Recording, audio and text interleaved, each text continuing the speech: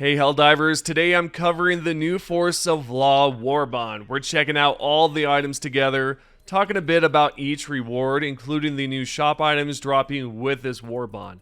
Plus, there's so much more to cover. If you enjoy the content, as always, please show some love by hitting the like button. I'd really appreciate it. Let's jump right in. Alrighty, kicking things off, the Force of Law Warbond drops on June 12th, next Thursday. This brand new Warbond is packed with law-themed items. First up is the AR-32 Pacifier Assault Rifle, which comes with a large ammo capacity. We don't know yet if it's a medium or light penetration weapon, but I'm hoping for medium penetration since the last Warbond lacked medium armor pen weapons. It also has a laser sight with a flashlight mounted under the barrel and a reflex sight on top. One thing to note, and I might be wrong here, but looking at the barrel, it could have a muzzle brake or maybe a new customization attachment. Let me know in the comments which barrel you think it is or if you believe it's a new attachment. You might be wondering how I know it comes with a large capacity magazine. Well, you can see right here on the PlayStation blog, it says, the AR-32 Pacifier, a large capacity assault rifle, is the last word in defense against enemies roaming the colonies. Combine it with the new G109 Urchin stun grenade, which attaches to the perp and dispenses electrical pulses until they're incapacitated, and you can handle any size squid simply. Speaking of which, this now brings me to the next reward, the G109 Urchin stun grenade. Yes, we're getting a new grenade that stuns. In this clip here, a Helldiver throws the G109 Urchin stun grenade at a flesh mob, or some call it a meatball, and you can tell it pulses and stops the flesh mob in its tracks. I imagine this will be great for enemies in groups like Terminate Hordes, Voltless packed together, and maybe even larger enemies like Chargers, Hulks, or possibly a Harvester. I plan to test it on all enemies, so keep an eye out for my testing video dropping next week on June 12th. I'm going to test all the rewards against every faction and enemy. Next, we have a new guard dog support stratagem. Oh yeah, faithful companion to help us liberate planets and stop threats coming our way. Here's what the team wrote on the PlayStation blog site. You're still going to need some backup, diver. We can't think of a better companion than the AX Arc 3 Guard Dog K9. Loyal to its core, the Arc-powered K9 will get between you and any threat to your authority. Just be wary of the occasional accidental friendly bite. So this new guard dog comes with a blitzer attached, zapping any foes in range and stopping every single dissident in their tracks. It has an impressive range, striking down 7 to 10 voltless in this clip, with the damage that looks exceptional too. Overall, it's starting to seem like the Force of Law Warbond has a stun theme focus, and I'm kind of digging that. It's a bit different. So far, I'd love to hear your thoughts on it and impressions of this stun themed Warbond. Are you liking it or feeling skeptical? Drop your thoughts in the comments right now. Moving along, it seems we're not only getting one support stratagem, but another one too. This time, it's a brand new grenade launcher called the GL52 De-Escalator. We've got about 11 voltless charging straight at this Helldiver, and the De-Escalator wiped out roughly half of them with just one round. It feels powerful in a good way, but definitely not overpowered. It's got the right balance of damage. Beyond that, this new grenade launcher has a distinct design compared to the current GL21 grenade launcher. It features a sleek black theme with white type of outlines on the magazine, and the rounds inside are blue.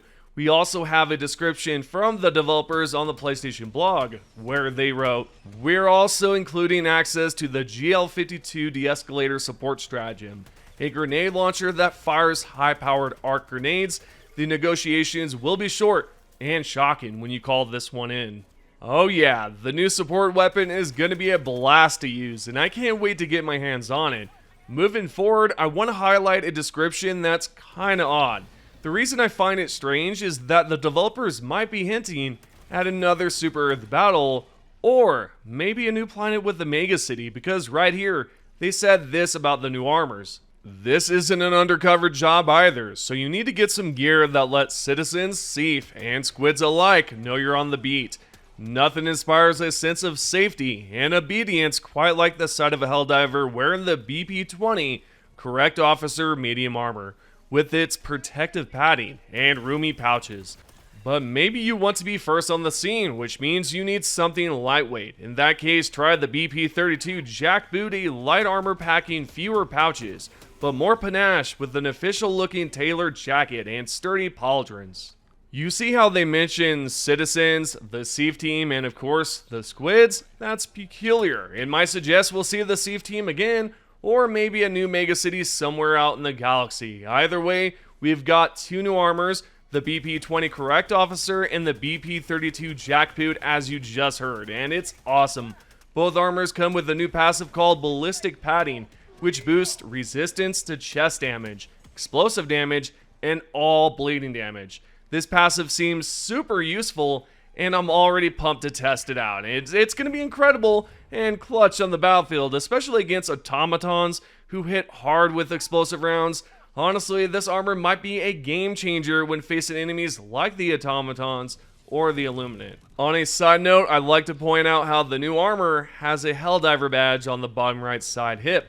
Not only that, but it also comes with two new capes. Miranda's Legacy and Mother Eagle's Wings, featuring a blue and gold theme with the Helldiver logo centered on it.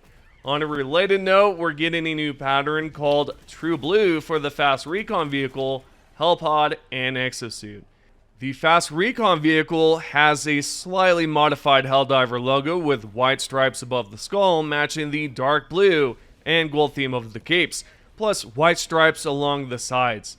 The Patriot Exosuit in this clip follows the same theme, with gold on parts of the armor, white stripes on the legs, dark blue coloring throughout, and the Helldiver logo. Lastly, for the Force of Law Warbond, it includes 3 hand signal emotes such as Hold, Silence, and Group Up. And there's a new title as well that you can unlock called the Extrajudicial.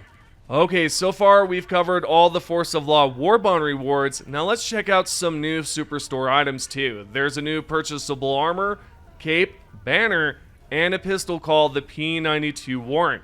No word yet on its armor penetration or description, but I want to point out that in this clip, it lacks holographic sights, yet in the final trailer image shows a sight attached. Either we're getting secondary weapon customization in the future, or this is just a small mistake in the trailer. Honestly, I think it's more of an oopsie than a sign of customization, but here's hoping we'll get to customize secondary soon. Regardless of that, the new cape looks slightly cooler than the Warbond cape, at least in my opinion. It's awesome.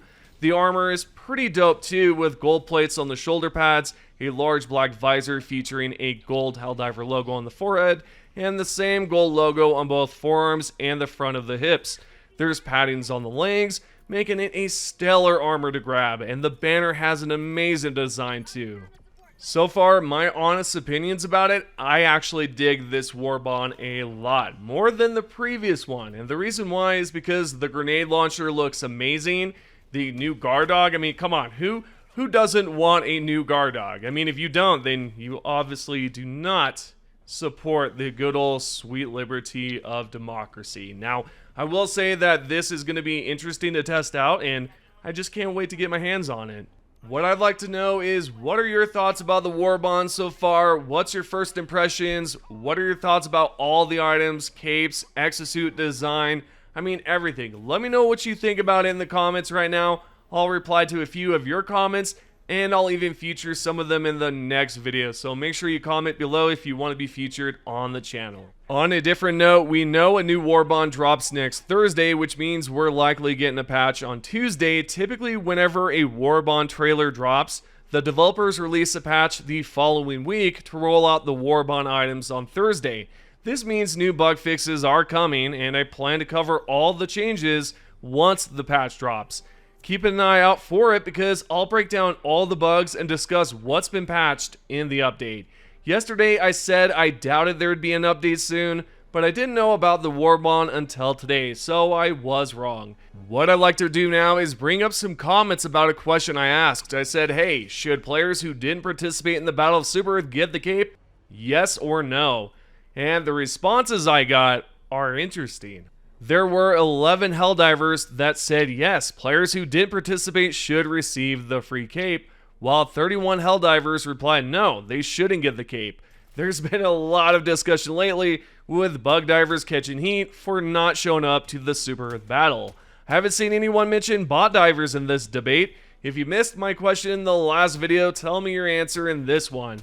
Should Helldivers who did participate get the free reward? Yes or no? Drop it in the comments. Also, let me know why they shouldn't receive it or why they should receive it, depending on your answer. Lastly, we've got the top 3 comments. First from ArrowHawk6324. I defended Super Earth from the squids, and all I got was this cape. LOL. Yeah, I don't know. I mean, hey, you know, let's be honest here. The cape's gonna be pretty cool. But I was hoping for an armor set personally, but maybe that was too much to ask for. The second top comment is from SET Ninja Strike. I really hope that when we eventually get SEAF troops back, they'll be able to hop into our vehicles and roll out with us. Nothing like rolling deep with the boys from Super Earth. Yep, I'm hoping for that as well. I'm also hoping that we can interact with them more, use certain emotes with them like the hug emote, maybe the handshake one. Just be able to use different emotes would be cool. The third and final comment is by John Doe C3U. Only the Helldivers who actually played at least one mission on Super Earth should get the cape. This right here is completely fair. If you at least played one mission, maybe 2, you should get the free cape. I think that's completely fair, and that's a great idea. So with that all being said, those are the top 3 comments. Hope you have enjoyed the video. If you can, support the channel by tapping the like button, subscribe, turn on notifications, and as always, I'm going to call out you lurkers, okay? Obviously, I'm joking here, but yeah, if you are lurking on the channel, consider subscribing, right? It's completely free. You just tap the subscribe button, and you're able to join us. Completely free. Also, make sure to turn on notifications if you do so. Thank you for watching. Thank you to everyone that subscribed and comments, as well as the new members, and see you in the next video.